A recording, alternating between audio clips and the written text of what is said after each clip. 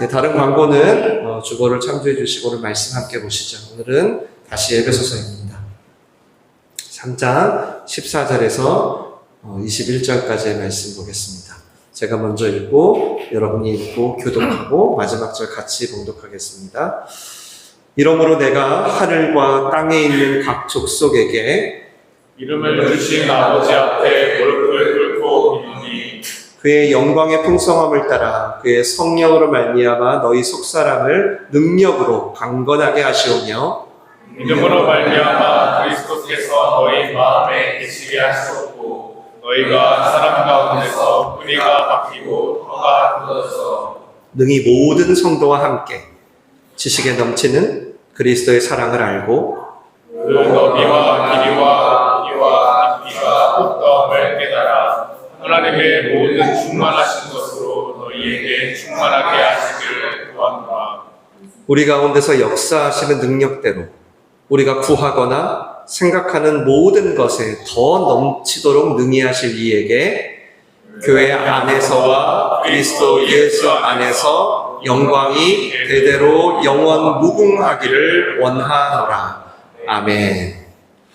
오늘 속사람을 강건하게 라는 제목으로 우리 주일 설교 말씀을 전하는 자나 듣는 자나 다 함께 하나님께 듣도록 하겠습니다.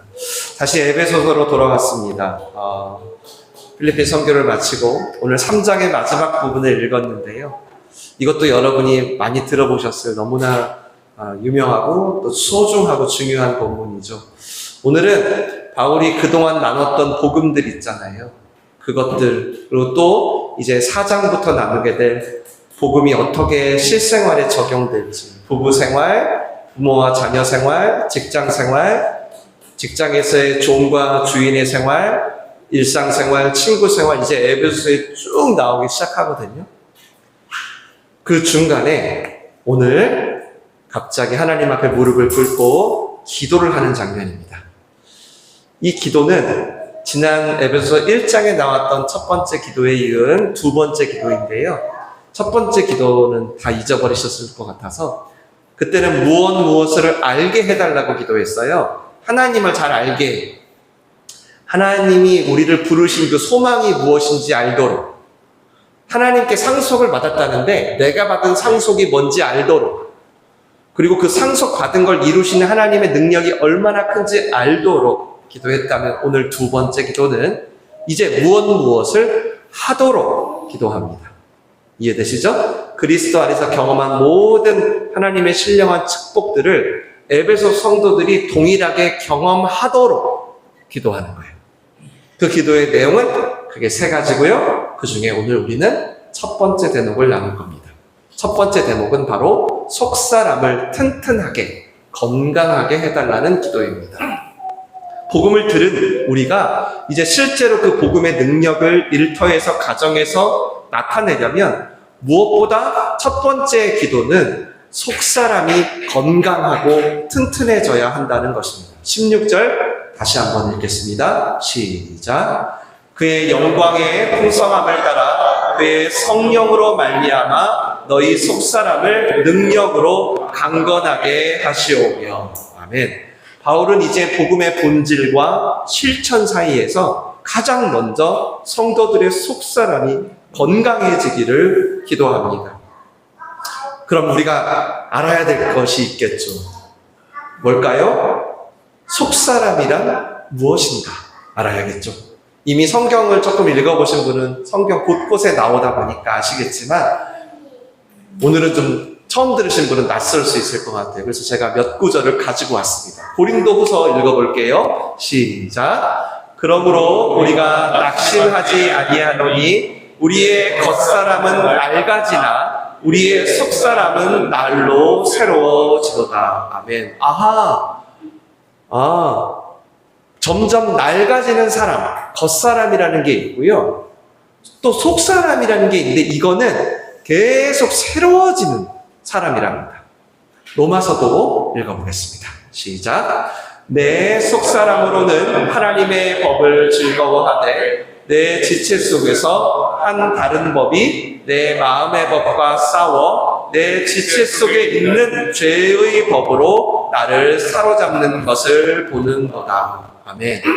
바울 안에 두 법이 싸움을 하는데 하나는 속사람이 기뻐하는 하나님의 법이고요. 또 하나는 몸을 사로잡는 죄의 법이 있답니다.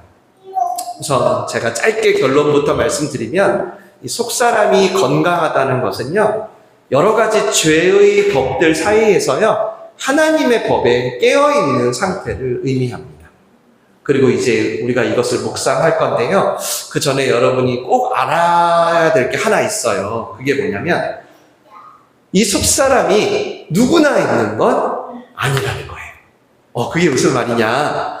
하나님과 단절된 사람은 속사람이 죽어있는 상태입니다. 아셨죠? 지난 에베소서 2장에서도 봤는데 기억이 안 나실 거예요. 바울이 불순종과 죄로 인해 여러분은 영적으로 죽어 있었습니다 라고 하거든요. 영적으로 죽었다는 것, 곧 속사람이 죽었다는 겁니다. 근데 그런 자들이 이제 그리스도 안으로 들어와서 그 속사람이 살아나게 되었대요.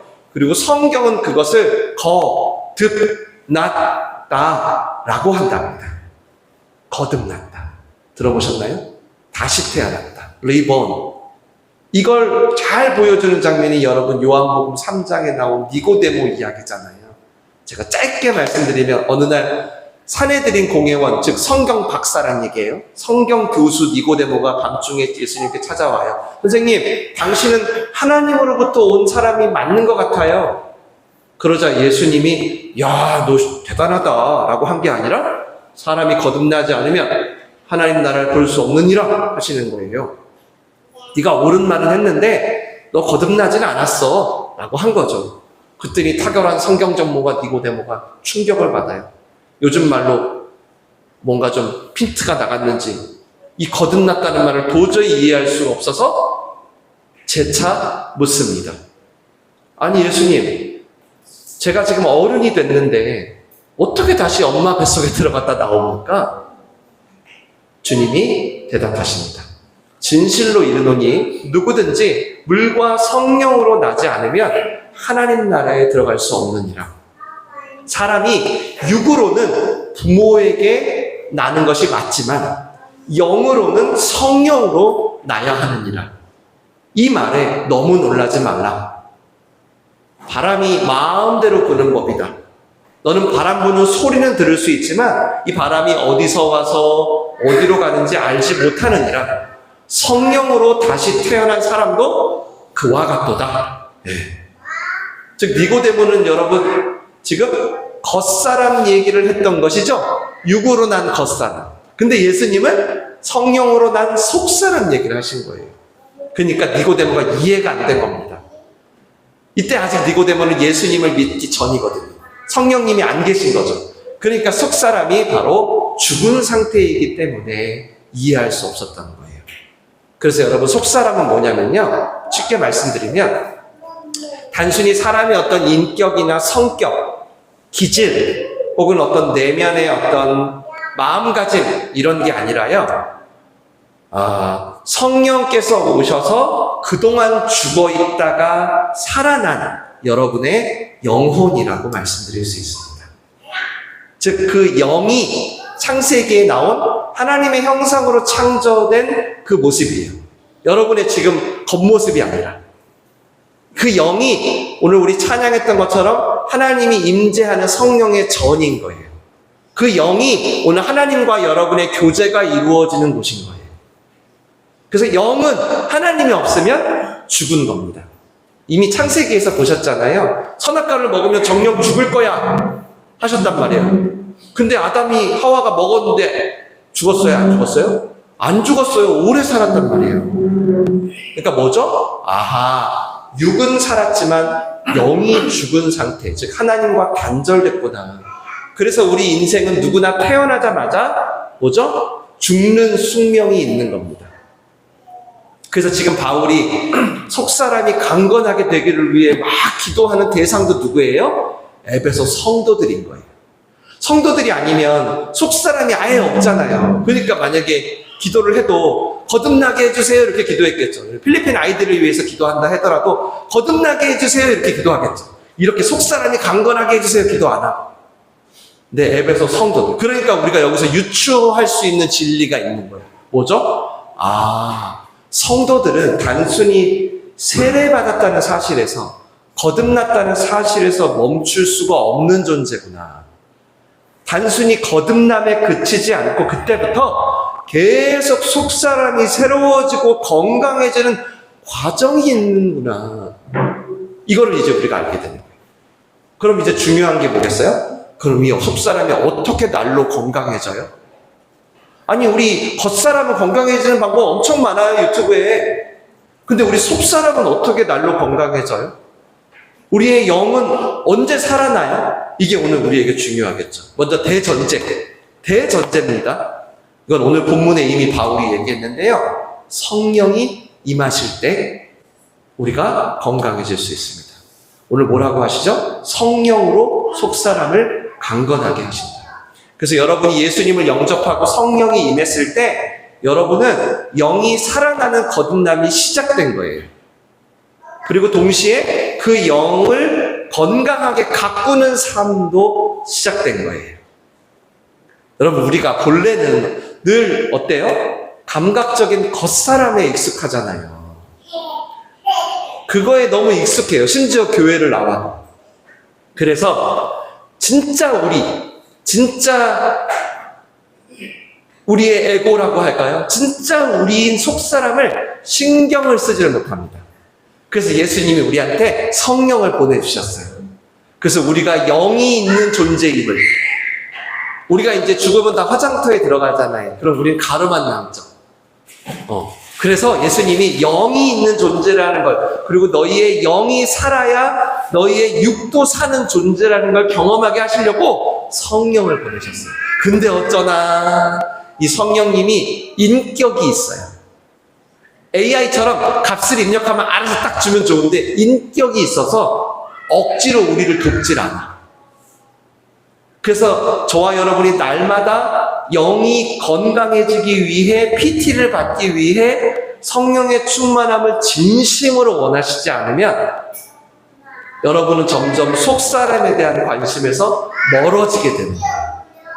사실 우리가 여러분 교회라는 곳을 다녀도 하나님을 경험하지 못하는 게 굉장히 많잖아요. 맞죠?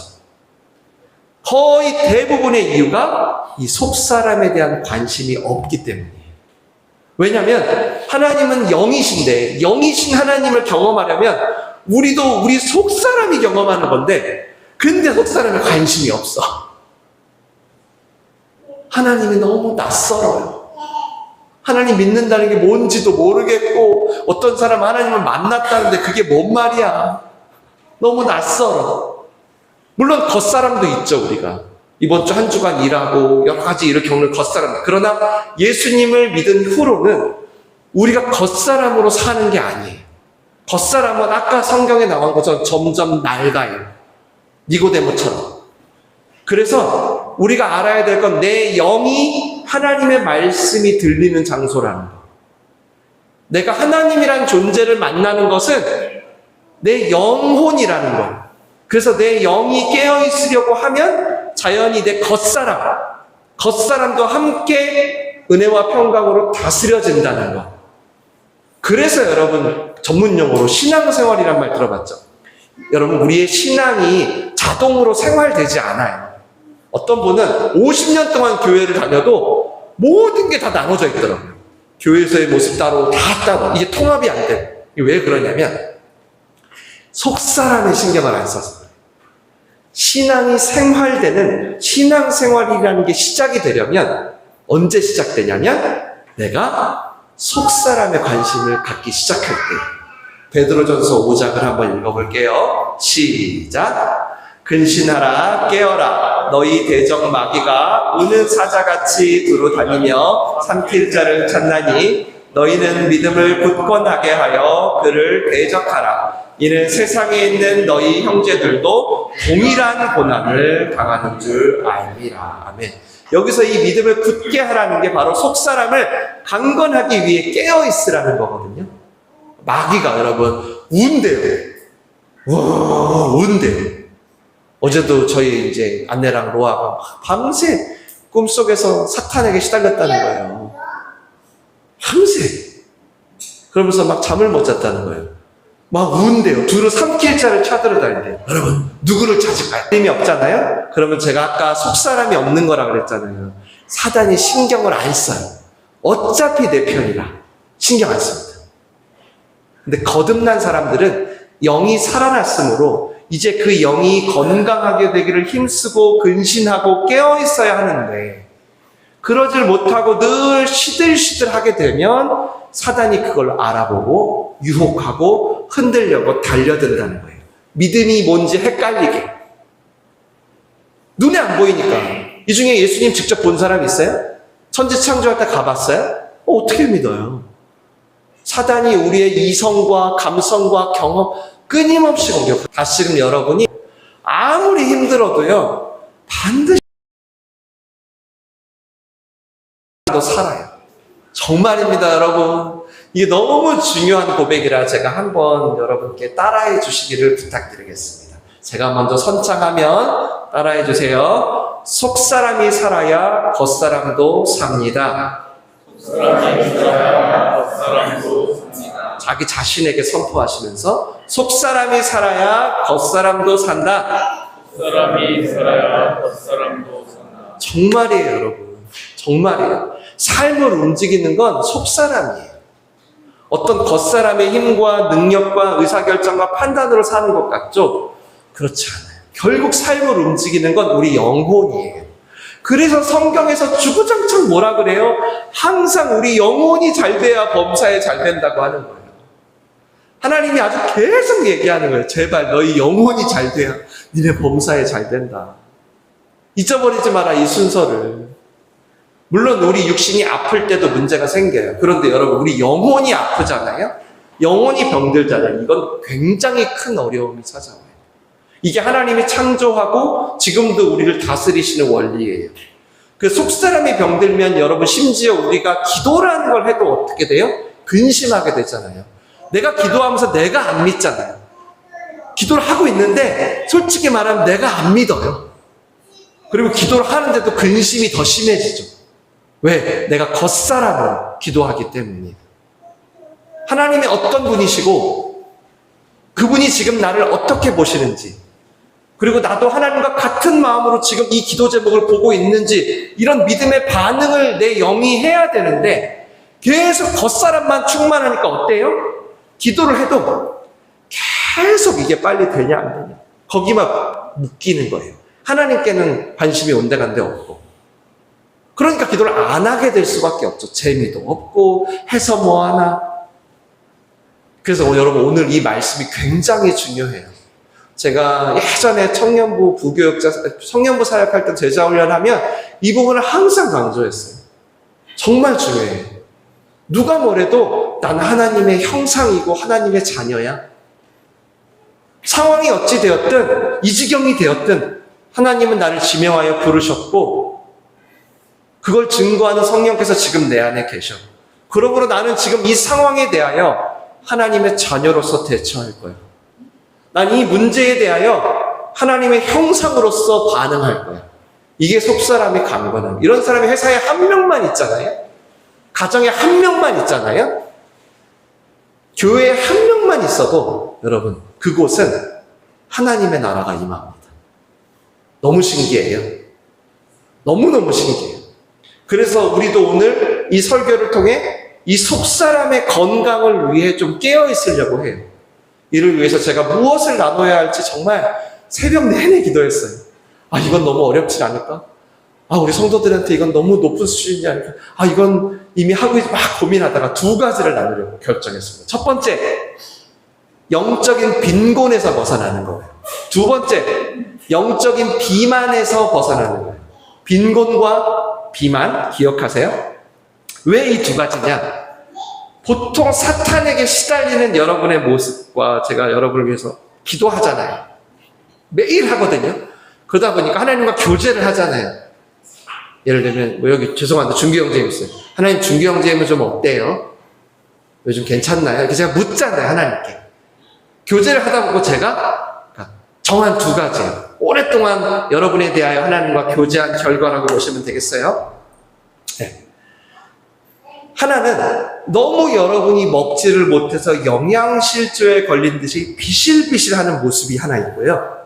여러분 안에. 또 하나는 여러분 안에는 먹기는 먹은데 소화를 못하셔요. 그래서 비만이 된 거예요. 그래서 교회에서는 좀 괜찮지만 밖에 나가면 믿음으로 살지를 못하는 그 두 가지. 자, 첫 번째 영적인 빈곤입니다. 빈곤. 여러분, 우리 몸 육신도 음식을 먹어야 건강해지죠. 맞나요? 맞죠? 그럼 우리 영, 진짜 나, 진짜 우리 하나님의 형상으로 창조되고 하나님과 지금 이 시간도 인터랙션이 일어나는 우리 영은 뭐를 먹어야 될까요? 영의 양식을 먹어야겠죠. 영의 양식을 뭐라고 해요, 하나님이? 하나님의 말씀이라고 해요. 또 말씀이 육신이 되어 오신 예수 그리스도. 우리 지난주 성찬식 할 때 얘기했죠. 내 살은 참된 양식이요 내 피는 참된 음료로다. 내 살과 피를 먹고 마시는 자는 그가 내 안에 내가 그 안에 거하느니라. 즉 예수님과 그의 말씀을 먹는 게 모든 영적인 편야 안 편야를 말하는 게 아니라 근본적으로 이미 그러니까 예수님이라는 존재에 관심이 없어지셨고 그게 오래됐어요. 그게 영적인 빈곤이에요. 특히 요즘은 더 심해요. 왜? 철저히 개인주의화된 사회거든요. 교회마저도. 그러니까 이게 더 두드러지는 것 같아요. 제가 어릴 때 청년 때만 해도요. 제가 건강을 못 챙길 때가 있을 거 아니에요. 그러면 꼭 그 건강을 공동체가 형 누나들이 같이 챙겨줬어요. 동생들이. 그게 익숙하는 경우가 너무 많고 사단이 그걸 내버려 두지 않거든요. 그러니까 끌려다닐 때가 많은 거죠. 크리스찬이 됐으면 속사람의 삶을 살아봐야 될 거 아니에요. 오늘 설교 들어보니까 이해되죠? 그래야 하나님이 진짜 있는지 없는지, 나를 사랑하는지 안 하는지, 그 사랑의 깊이와 높이와 너비와 길이가 어떠한지를 향한 계획이 있는지, 나를 왜 태어나겠는지 알게 될 거 아니에요. 이걸 보통 우리 전문용어로 인격적이라고 하죠. 하나님을 인격적으로 만났네, 안 만났네, 이런 얘기 하잖아요. 그 인격적인 경험을 우리도 해볼 거 아니에요. 근데 아무리 영의 양식을 권해도 거절. 공동체도 거절. 그저 겉사람의 감각으로만 일주일을 샀다가 잠깐 왔다 갔다 하니까 마치 학원을 끊듯이 이 학원 안 맞네 하면서 양식을 먹을 그 소중한 기회마저 다 끊는 거예요. 너무 안타까운 거죠. 여러분 우리가 알아야 할 게 있어요. 이 영의 양식도 계속 주어지는 게 아닙니다. 그래서 제가 기회가 있을 때 소중히 잡수시라고 말씀드리고 싶어요. 아모스 8장을 읽어볼게요. 시작. 보라, 날이 이를지라 내가 기근을 땅에 보내리니 양식이 없어 주림이 아니며 물이 없어 갈함이 아니요 여호와의 말씀을 듣지 못한 기간이라. 이건 구약의 백성들이 범죄했을 때 하나님이 또 마찬가지입니다. 지금 제가 여러분에게 인간 목사지만 하나님의 말씀을 전하고 있는 중이잖아요. 예수 그리스도 안에서 성령의 충만을 구하며 하고 있거든요. 근데 지금 이 말씀이 여러분의 영혼에 섭취가 되고 있나요? 어때요? 만약에 되고 있다면 여러분 지금 정말 감사하셔야 돼요. 왜냐면요, 말씀을 들었는데 더 이상 내 속사람이 강건해지지 않는다. 물론 그게 내 요즘 컨디션일 수도 있어요.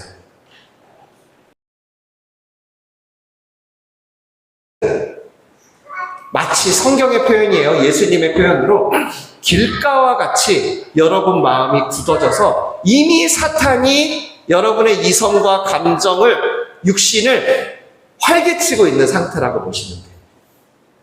그리고 대부분 그런 굳어짐은 이 영의 양식을 계속 안 먹다가 영양실조에 걸린 상태가 된 겁니다. 이때는 그래서 딱 한 가지만 권할게요. 한 가지. 그러니까 기억하세요. 그것은 바로 규칙적인 식사를 시작하십시오. 다시. 조금 먹든 많이 먹든 상관 안 해요.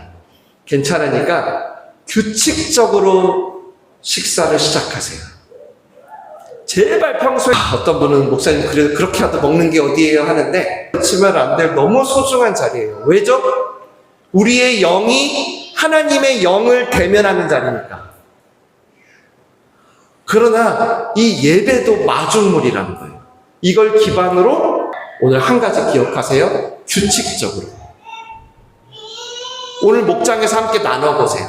내가 영양실조에 걸리지 않기 위한 최소한의 규칙적인 식습관. 그리고 두 번째, 이제 영적인 빈곤을 지나 영적 비만에서 벗어나야 됩니다. 이건 더 단순해요. 이건 뭘까요? 먹기만 하고 소화를 안 한 거예요. 묵은지들. 그런데 말씀으로 살진 않아. 그걸로 자기 우월감을 만들어. 그래서 영적 비만의 특징은 교만이에요. 교만. 누가복음에 보면 바리새인과 세리의 기도가 나오죠. 바리새인은 내가 저 세리 자식하고 같지 않아서 너무 감사합니다 하나님. 세리는 고개를 들지 못하고 하나님 제발 나를 불쌍히 여겨주세요. 제가 죄인이에요. 예수님이 세리의 기도는 받으시고 바리새의 기도는 받지 않으셨어요. 여러분, 이 비만에 걸린 사람들의 특징은 뭐냐면 자기도 모르는 사이에 그렇게 되는 경향이 매우 많습니다. 그래서 우리도 이걸 경계해야 돼요. 나도 모르게 이렇게 돼요. 나도 모르게 내가 말씀을 들으면 이미 내가 그걸로 살고 있다고 착각해요. 그게 목사님이 꼭꼭 씹어서 일주일 동안 산 얘기인데 내가 이걸 깨달았으면 그게 내 믿음인 것 같아. 내가 아는 것과 내 삶은 이 정도로 차이가 많은데도 이게 내 믿음인 줄 알고 다른 사람한테 그걸 말하게 되고 계속 그게 심해지다가 오늘 바리새인처럼 되는 거죠. 나도 모르는 영적인 교만이 생기는. 그럼 어떻게 해야 될까요? 이 비만에서 빠지지 않으려면 다이어트 해야겠죠. 먹는 족족 소화를 시켜야 돼요. 이 모습까지가 오늘 바울이 기도한 속사람이 건강하게 되는 과정이에요. 바울이 이방인도 구원하시는구나 하는 말씀을 깨달은 것에서 끝났어요? No. 그 이방인을 구원하는데 나를 통로로 쓰시는구나. 이 질그릇 같은 나를 거기까지 갔던 것처럼 우리도 말씀을 잡섰다면 그 말씀을 소화시키고 순종하는 과정까지를 성령께서 인도하세요. 거기까지 우리가 다다라야 합니다. 그래야 건강해지고 여러분이 신앙이 생활된다는 게 뭔지를 알게 돼요. 특히 이 소화의 특징이 뭐예요? 여러분, 소화 잘 못하면 나중에 병이 커지잖아요. 제가 특히 그럽니다. 병원까지 실려가잖아요. 미루면 힘들어요. 소화는 절대 미루면 안 돼요. 제가 해보면요, 제가 잘하든 못하든 소화시키려고 해보면 금세 제 안에 있는 교만과 영적인 우월감이 자리를 잃어요. 그리고 심령이 가난해져요. 정말로. 내가 아는 건 별거 없는데 별것도 없어. 내가 할 줄 아는 건 그냥 돌멩이 던지는 것 수준이야. 근데 우월감이 도망가요. 그리고 내가 엄청 주님 안에서 겸손해져요. 그래서 아는 건 많은데 실천은 미루지 마시고요. 즉시 다이어트를 하셔야 합니다. 그리고 이 다이어트도 가능한 함께 하기를 권해요. 오늘 바울이 얘기하잖아요. 18절 말씀 같이 읽어보십니다. 시작. 능히 모든 성도와 함께 지식에 넘치는 그리스도의 사랑을 알고. 식사도 그런데 이 다이어트도 여러분 혼자 하면 힘들어요. 같이 밀어주고 땡겨주면서 해야 힘을 얻어요. 그래서 이것도 목장에서 오늘 함께 나눠보시면 좋겠어요. 그리고 함께 다이어트를 하실 때 이것도 제가 한 가지만 권하겠습니다. 권하고 싶은 건 엄청 많아요. 개인적으로 찾아오세요. 속사람이 건강해지고 싶은 분. 근데 제가 한 가지만 나눌게요. 하나. 아까도 한 가지였죠. 규칙적인 거 하나, 이것도 하나. 이건 뭐냐? 뭘 다이어트 하냐? 여러분, 좀 즐기는 걸 다이어트 해보시기 바랍니다. 즐기는 거. 감각적인 여러분의 겉사람의 습관들을 이번 기회에 좀 함께 끊어보세요. 보통 여러분, 우리가 인간이 말씀대로 살려고 하잖아요. 그럼 성령께서 우리를 어떻게 인도하시냐면 반드시 지켜라. 너 이것보다는 반드시 해야 될 것보다는 하지 말아야 될 것에 대해서 먼저 우리를 인도하세요. 그렇다고 제가 여러분에게 금욕주의자가 되라는 게 아니에요. 여러분의 영이 조금 건강해질 때까지는 좀 심플하게 삶을 살라는 거예요. 단순하게 먹고, 단순하게 싸고, 단순하게 소화하고 이렇게. 여러분, 이 복잡다단한 세상에서 여러분 인생이 지금 얼마나 복잡합니까? 이 복잡한 세상에서 우리의 영혼이 강건하려면 딴 거 없어요. 단순히 사는 게 제일 좋아요. 제일. 맨날 감각적인 것에 수많은 정보에 복잡하게 매여서 사시다 보면 여러분도 모르게 비만이 안 될 수가 없습니다. 안 될 수가 없어요. 그러다 점점 하나님마저 이제 어떻게? 겉사람으로 대해야 되는 거죠. 속사람.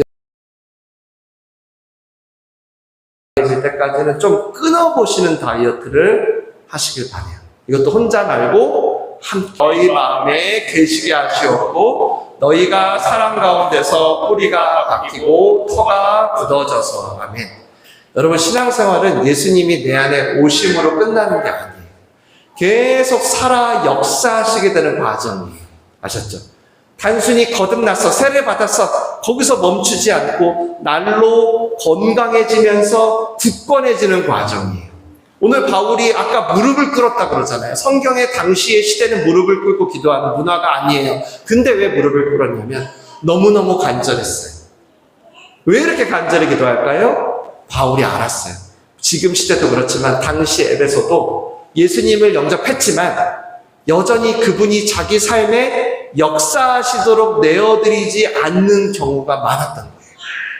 그래서 영이 건강하게 되는 과정이 반드시 필요했다고 여긴 거예요. 보통 우리가 저도 마찬가지인데 마음을 열어요.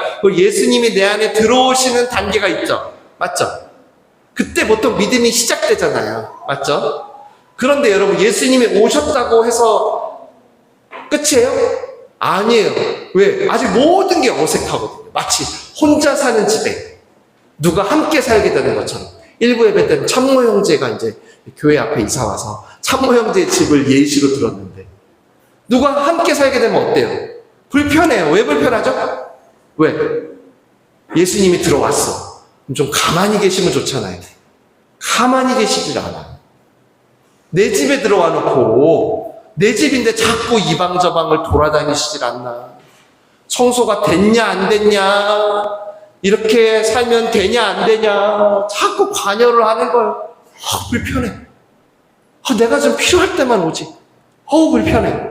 심지어 내가 절대 열어서는 안 될 방이 있다 그랬거든요. 이거 너무 곱고 아무한테도 보여주기 싫은 은밀한 죄들이 잔뜩 들어있어서 열어주고 싶지 않은데 자꾸 열어달라는 거예요, 예수님이. 그러니까 늘 불편해. 긴장관계, 이런 단계. 믿음이 생길 때이지만 이때는 대부분 다 조심스럽죠. 맞죠? 불편하고 어떻게 해야 될지 모르겠고. 주님이 들어오셨지만 아직 마치 손님 같은 대접을 받고 계신 상태라고 할까요? 근데 여기서 세상에 여러분, 오늘 설교 말씀처럼 우리 속사람이 규칙적인 식사와 다이어트로 점점 건강을 회복하게 되면 어떻게 되죠? 어떻게 되죠? 주님이 내 마음에 계시는 것뿐 아니라 이제 주인으로서 역사하시는 단계가 오게 됩니다. 그러면서 제가 알게 돼요. 본래 이 집 주인은 내가 아니라 주님이셨구나. 속사람이 강건해질 때 알게 되는 거예요. 세례받는 날 알게 되는 게 아니라. 그동안 겉사람을 한 오래 살다 보니까 내가 주인인 듯 착각했는데 내 몸땡인 줄 알고 온갖 추잡한 짓을 다 했는데 내 시간인 줄 알고 내 마음대로 살았는데 깜짝 놀라게 되는 거죠. 이 모든 게 그분의 것이었구나. 그리고 그제야 그동안 내 삶이 왜 이렇게 힘들었는지, 왜 이렇게 얽매였는지 그 이유도 알게 됩니다. 이 단계가 되면 이제 우리 겉사람도 변하기 시작하거든요. 그토록 안 변했대요. 바울은 바로 오늘 이 단계를 에베소 성도들이 경험하길 바랬다는 거예요. 그리고 저도 에베소 성도들뿐만 아니라 여러분이 이것을 경험하길 바라는 거예요. 제가 한번 선포하면서 설교를 마치겠습니다. 내가 저 선포를 믿음으로 취하고 싶다 하시는 분은 아멘으로 받으시면 됩니다. 제가 그리스도인으로서 믿음으로 선포할게요. 오늘 말씀을 적용해서 성령으로 말미암아 영적인 빈곤과 영적인 비만으로부터 속히 벗어나는, 그렇게 영이 건강한 성도가 될지어다. 그러므로 예수님이 내 삶에 오신 것이 끝이 아니라 마음껏 살아 역사하시는 성도가 될지어다. 그렇게 여러분의 모든 겉사람도 하나님의 사랑의 깊이와 높이와 너비와 길이 안에서 풀어지게 될지어다. 그런 축복이 임하길 주님의 이름으로 축원합니다. 기도하겠습니다. 이 시간 말씀을 들으셨다면 여러분의 영이 반응할 차례입니다. 아무도 신경 쓰지 말아요. 하나님의 영과 여러분의 영이 만나는 시간이니까 이 시간 기도할 때 나의 겉사람에 달려있던 내 모든 익숙함들, 그거를 멈추고 이제 내 속사람을 건강하게 하는 데에 집중하고 싶다고 기도합시다. 아직 좀 미숙하고 부족해도 괜찮아요. 오늘 말씀 들은 대로 영의 양식을 규칙적으로 먹고 마시며 그 말씀을 따라 소화할 때 모든 빈곤과 비만에서 벗어나게 하옵소서. 그러므로 모든 삶을 충만케 하실 하나님의 너비와 길이와 높이와 깊이 가운데 들어가기 위하여 나의 영혼에 예수님이 주변인이 아니라 살아 역사하시는 주인이 되어 주시옵소서. 다 함께 기도하시겠습니다. 살아계신 하나님, 이 시간 말씀을 들은 우리의 영